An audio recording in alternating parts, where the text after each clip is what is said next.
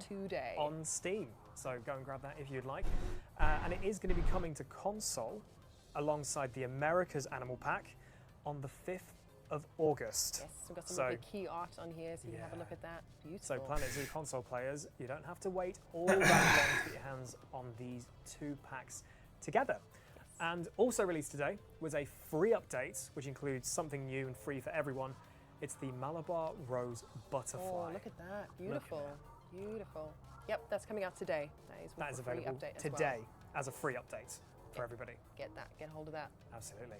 Lovely stuff. So we're going to be closing up the giveaway now. So no more entries, please. We're going to be announcing the winner of these great prizes shortly. If you are a winner, you will be receiving a Twitch whisper, a DM from our official Frontier account. So look out for that.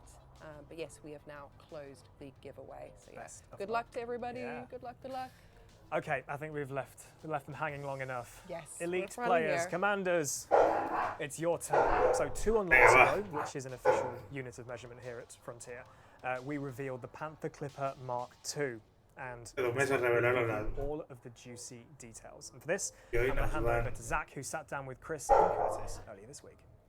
Hello everybody, Zach here, brand manager on Elite Dangerous here at Frontier, and I'm joined by 2 special dev guests today to talk about everyone's favourite space game, Elite Dangerous. So would you like to introduce yourself, Curtis? Hi, I'm Curtis, I'm one of the designers on the game. I'm Chris, and I'm the art director on the game. Lovely. So I think everybody knows what we're here to talk about today. We said at the end of the last show that we would talk about the Panther Clipper Mark II, which is what we're here to talk about. Chris very kindly, I believe 2 months ago now. 2 whole months. Hace 2 meses que nos dejaron con el culo torcido y aún no han dicho nada. Was coming. Yeah, very nicely with the teaser image that you kindly put together at PitCon. And then yes, we went into Unlocked, where you talked about the concepts and the sort of design ethos, I guess, like what you were thinking for the initial concept of the ship. Very much so, and so those concept images, obviously we had those complete at the time, and we've spent the last 2 months actually trying to get that into game and fulfill on those. Ya tenían esos conceptos diseñados y ahora han tenido que meter ese concepto dentro del juego y han estado 2 meses desarrollando ese rollo. Dangerous, at least from a player control point of view, right? And so that does actually translate to the work and effort that it is needed from your team. Definitely, it's certainly a challenging ship to implement and to make good on all those things. We want to sell the scale and the size of this ship, and we'll talk about some of that as we go through and see some of the images. Sweet. All right. Well, talking of images, I think without further ado, while we go through our sort of discussion points for you guys, let's show the Panther Clipper Mark II in the game for the very first time. So enjoy this chat as we go through. So I think to kick off, to bring everyone back up to speed, Curtis, what sort of ship is the Panther Clipper Mark II? For someone that's never maybe tuning in for the very first time to an Elite stream, maybe they've just picked up the game, what is the Panther Clipper Mark II? Big trader. It's a big trader, yes. It's exactly that. Some might say the biggest trader. Okay, well, we'll dive into the exact details of why that is the case later on. But Chris, I think it's fair to say this thing is going to be pretty good for those players that want to get from A to B. I think definitely if you have some goods that you want to move around the galaxy at speed. Si tienes mercancías que quieres mover de un lado a otro de la galaxia rápidamente, esta va a ser la nave. For colonization, for instance, and ejemplo, si quieres hacer colonización. Shift tonnage from one point in space to another. Yeah.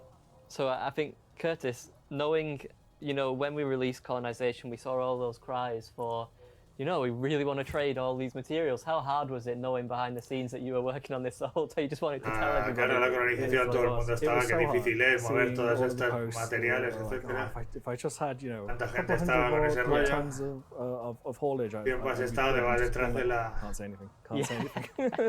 Well, detrás de las escenas pensando, vamos a poner una nave para hacer eso. So, okay, on trading then, how does the Panther Clipper Mark II compare to the other traders in the game right now?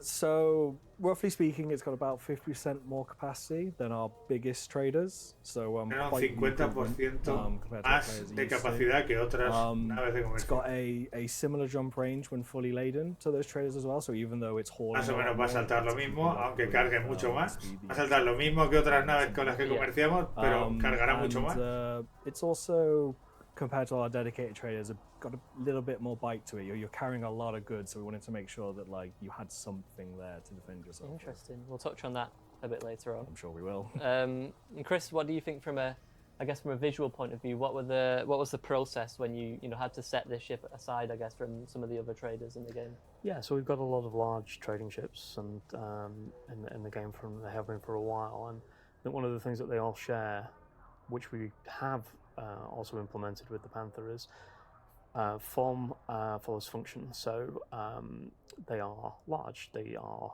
bulky, they don't waste space. And so that tends to have the consequence that they have a slightly boxy appearance.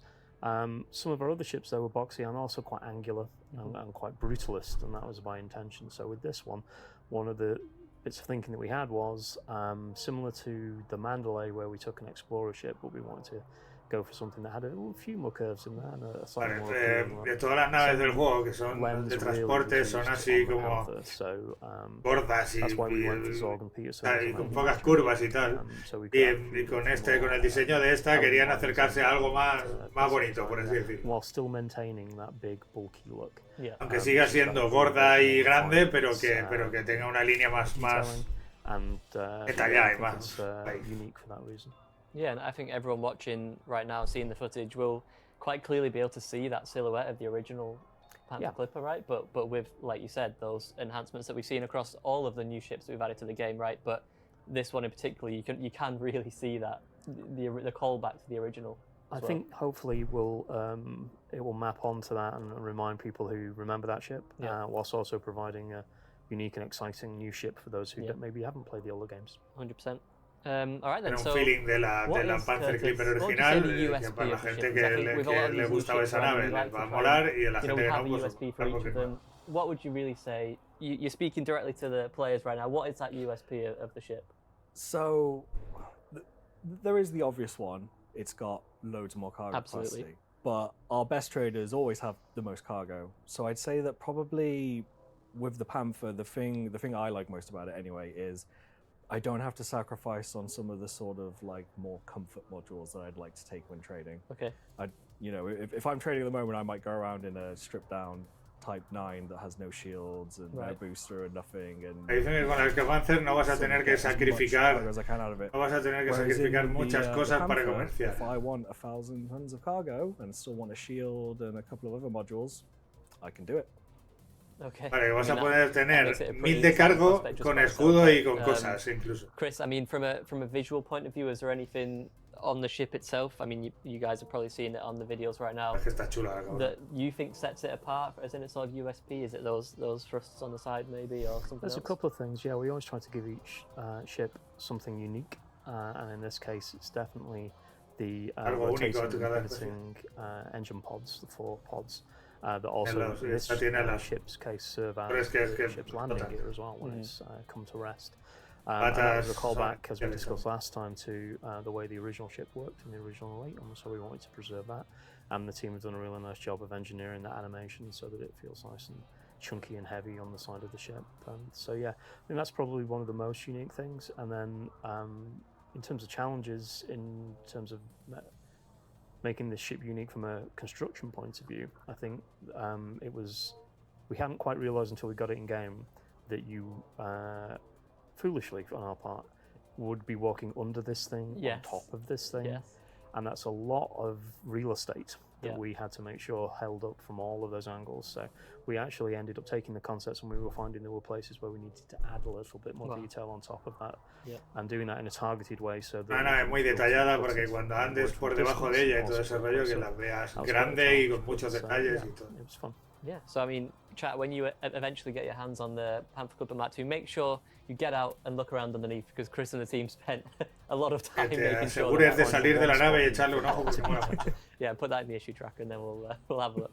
All right, then, so let's move on to the stuff that some of our players really like to know about Curtis. I know you have dreams or nightmares about these moments where we talk about hard points and things like that. So let's here we go. Let's start with the hard points, Curtis. How many does it have? So it does have 10. Okay. Which, if I'm remembering correctly, is the most of any ship in the game. Okay.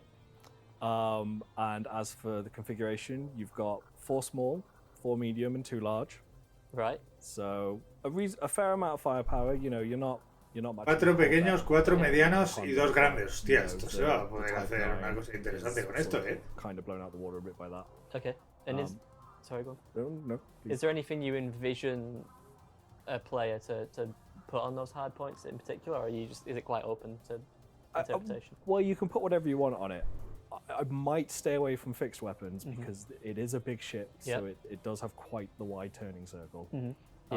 So I imagine most players put turrets on, but las fijas no van a molar, pero pretty much whatever you want, and it'll do some damage. Yeah, Chris, how was it finding the spots for those hard points on this one? Was it easy? Was it hard? Surprisingly, a little bit easier. Pero seguramente es más barata. Partly due to those factors, the fact that it's encouraged to use turrets, for instance, helps it a little bit. But definitely, we wanted to make sure that there were centerline weapons as well.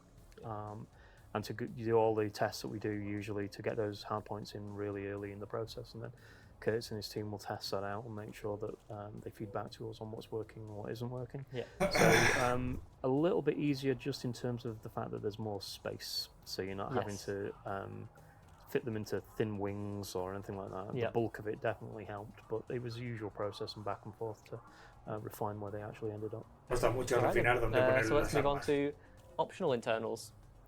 Yep. So for this one, we've got 1 size 1, 1 size 2, size 4. Uno de dos, for your booster. 4. 2 size 5s, 2 de 3 5. size 6, 2 size de 7, 6, and 2 de 2 7. size 8. Nice.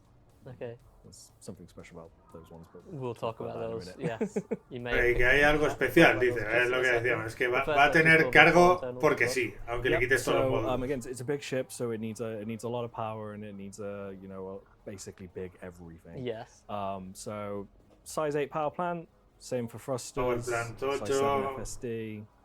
Life support and sensors are only a size 5 because it's traded. Doesn't really need that much. De estos son and then 5. power distributor and fuel tank are also a size 7. So overall, a pretty. Mucho combustible. Yes, and I think that makes sense for the size. Mucho combustible, muchos motores. Motores 8 no está nada mal, ¿eh? El distribuidor no me he enterado. The Panther Clipper Mark II, as you just sort of hinted at, is actually the first ship we've made in Elite Dangerous to introduce a new module slot recently. So. Can you tell us a bit more about that? Nuevo módulo. So players that fly ships with the military slots will be somewhat familiar with what we've done here. And what the Panther has is it has 2 slots that are specifically designed to only take specific modules, kind of like the military slots. But in this case, instead of it being military gear, it is basically storage modules. So specifically, this will be cargo racks and fuel tanks. Tiene módulos especiales en los que solo se pueden el combustible o cargo. Stuff like the military slot is there are specific modules that will only fit in these slots, so only the Panther can have them. Que va a haber módulos específicos que solo entran and there are en esos módulos, size 7 and 8, of a optimized cargo rack that has an increased capacity, so que van a even more cargo on the ship. Okay. Are you willing to give us any numbers in terms of so it's a 50% increase. So you folks at home can do the math. But it's a 50% increase on the size 7 and the size 8 standard cargo. So it's going to transfer a lot. Es un módulo que incrementa los módulos de tamaño 7 y de tamaño 8 de cargo. Advancing with these ships and seeing what we can do with them, and this is, us again testing those waters and seeing, as you look at all the sort of plethora of elite dangerous ships we have right now, and you're trying to pick out spaces where there is, opportunity to advance a certain area, right? And this kind of thing will help us do that, right? Exactly. It gives us a lot more tools, or a lot of different arrows in our quiver to make ships unique going forward, so that we can really make sure that we're not just producing the same ship. Vale, o sea que con este rollo de los módulos especiales, porque va a haber módulos que, igual que están las naves de pasajeros, que solo pueden llevar los módulos de it all comes down to how much it can carry and what you can do with the ship while carrying that amount, and it's well armed, it's well equipped, and it can haul as much as you want. Parece ser que va a estar bien armada, bien equipada y va a poder this is a trade ship. transportar un Quite a lot montón of the a time la if vez. you are trading, you're probably going to come across some not so polite commanders who maybe want to destroy your ship. So how does the Panther Clipper fare in combat at the minute? So as I'm sure people are guessing and looking at with the additional hard points and everything, it fares fairly well. Again, it's probably not gonna take out many pirates, especially not the ones that are coming properly well equipped. But I would be worried going. I would not casually go up to a Panther Clipper and start fighting it. I would prepare for that assault. Yeah. Va a ser mejor combatiendo que la TIE 9, vamos, básicamente. Trading, it needs to be able to defend itself, and that's what we've tried to provide here. Una nave de comercio y con todo lo que puede comerciar tiene que ser capaz de defenderse. No sé si han dicho algo del fighter. This is a trade ship, this is a combat ship, and then you guys will go away and do something completely different with it. So we thought we'd give you just a tiny bit of a head start. Curtis, is there any other use cases for this ship that you can think of off the top of your head? So I fully expect to see this thing exploring, even though it's not supposed to. Yeah, of course. And I expect it to dominate conflict zones, even though it's never done that in testing. But I think the thing I would expect players to find quite useful about it is, while it's going to be a bit awkward to maneuver and fit in for doing stuff like core mining, just by virtue of the fact that it's got a lot of dicen que espera ver a gente explorando con esto, como siempre, que espera ver a gente en zona de conflicto, como siempre. Creo que es lo que se nos ocurre a todos. Y que le gustaría verla mirando a gente que minara con ella. Panther Clipper Mark II is the new bridge. I think you alluded to it last time you were on the show. Just tell us a bit, I guess, Chris, first from your point of view, what was the visual sort of process and how did you think about that as you were going about creating it? Yeah, so it's a big ship and it needed a big bridge, basically. So Estaba hablando un poco de la cabina, estaban pensando que... And we really wanted to evoke the look of the older ship where there's a strip of windows. And so we wanted that long kind of feel and that view out of the... La cabina tenían pensado hacer esa nave antigua con ese montón de ventanas. Going to be placed on the ship, so we've got the main pilot's position in the center at the front, and then we've got the three other crew. Tiene 3 asientos más, así que lleva fighters. Views that can be taken of the crew. Y eso, y que está distribuida como una nave antigua, en plan el piloto en medio y los otros detrás, sus barandillitas y sus cosas. Just make it fit with the outside, so it's chunky and industrial, but not too chunky and industrial. There's a little bit of finesse to the way it's put together. But yeah, and those 4 seats, I think, bruta industrial, pero no todo. También tiene su have to defend themselves. Su tuneo y te puedes defender con ella. Expand a bit on that. Yeah, so as you say, there's 4 seats if you include the pilot. So you've got 1 seat for the pilot, 1 seat for the gunner on all of those turrets. And this will also be our first, in the line of new ships at least, ship with a fighter bay, which means you can have 2 of your fellow crew members in fighters helping you fend off those nasty pirates after all of your glorious cargo. Lovely. So there is basically plenty of, things to do for everyone on board. Yeah. All right. So one of the last things we like to talk about every time when we talk about this new ship is cosmetics and some of the ways that you can make the ship your own. So as always, we've got the standard version of the ship, and Chris, we've also got the stellar version this time as well. Yeah, absolutely. So one of the fun parts of designing ships is once we're done with the main concepting, there's then a process where we then start to add bits for the ship kits and design all the different paint jobs.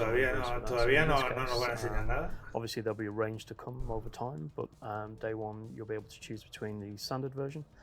And then the stellar version, which comes with a nice black and gold livery, which que viene pintada and also a set of kit pieces, which you can then configure to change the shape of your hull to pinchos, aletas, the way you want it to look. And that's always a fun part of seeing which bits people choose and the different configurations that people can come up with in the different va a haber 2 versiones en RX. Yeah, looking forward la to normal como siempre y esta con las and we are also working on a Owners Club decal as well, which is going to be available for commanders, and we'll give you some more information on that at a later date.